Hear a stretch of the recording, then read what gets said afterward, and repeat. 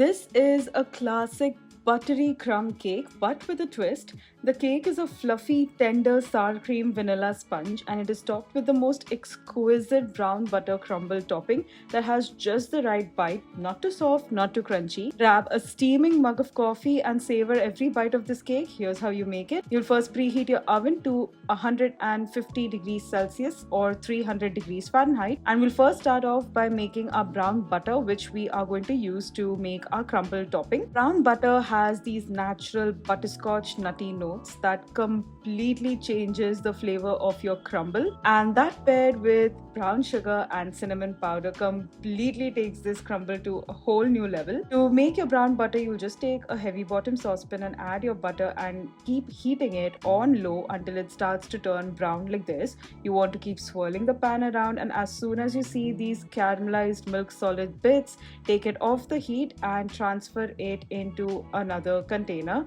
I like to weigh the brown butter. Make sure that you are also scraping all of those beautiful caramelized milk solid bits because they're packed with flavor. You'll take some all-purpose flour or plain flour, and into that you'll add some light brown sugar and some cinnamon powder.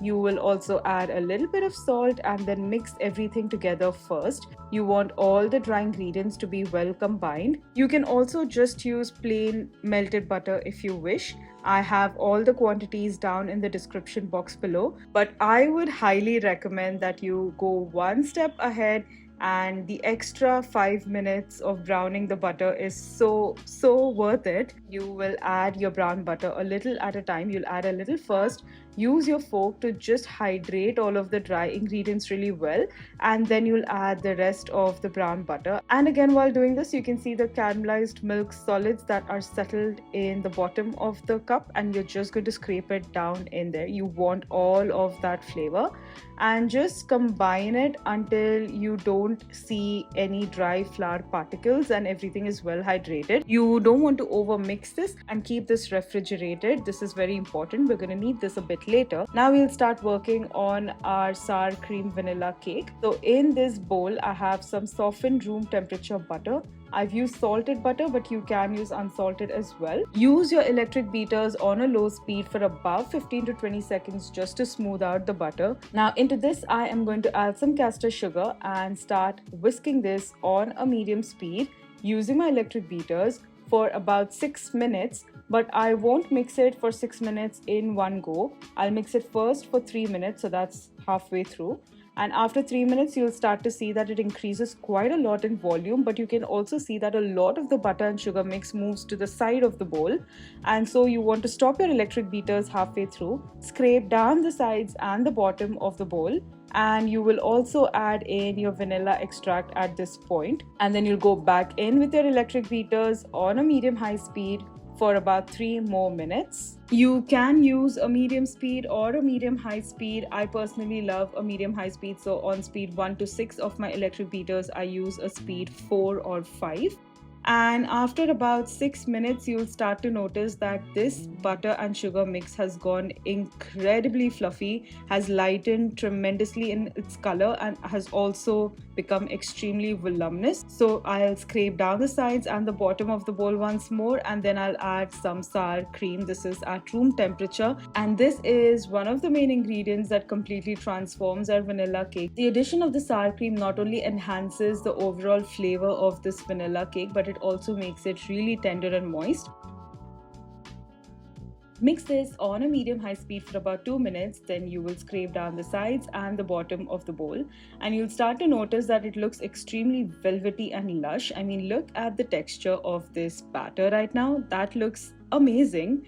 And now we'll start adding the eggs. So for this recipe, we will be using 3 full eggs and 1 egg yolk. The eggs add an amazing amount of moisture, and that extra egg yolk enhances the richness of this cake. You will add the eggs one at a time and mix well between each addition. You don't want to add all the eggs in one go so as to not overwhelm the cake batter. I like to mix this on a medium speed. I'll keep adding one at a time. Now, because there was also an extra yolk, they both ended up falling at the same time, which is totally fine because the extra egg yolk adds richness and helps emulsify this cake batter as well. Once you have added all of the eggs, you will increase the speed to medium high and mix it for 2 minutes, and it will go incredibly pale and fluffy. It will not split because of the extra egg yolk, but if the batter looks a bit split or curdled, do not worry, because you are going to be adding your dry ingredients and that will help bring the batter together. Just give it a good fold through and scrape down the sides and the bottom. And now you'll sift in your dry ingredients. So we have some all-purpose flour or plain flour, and into this I am going to add my baking powder, baking soda and salt. The baking soda helps neutralize the acidity in the sour cream, so this is important. So once you've sifted in your dry ingredients, you will first gently fold it into the batter, making sure that the dry ingredients are well hydrated with the wet ingredients.